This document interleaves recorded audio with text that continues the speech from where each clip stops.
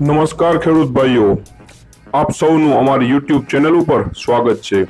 અહીંયા તમને દરરોજ તમારા વિસ્તારની માર્કેટ યાર્ડના ઘઉંના ભાવ જાણવા મળી જશે। એટલા માટે આ ચેનલને સબસ્ક્રાઇબ કરવાનું ના ભૂલતા।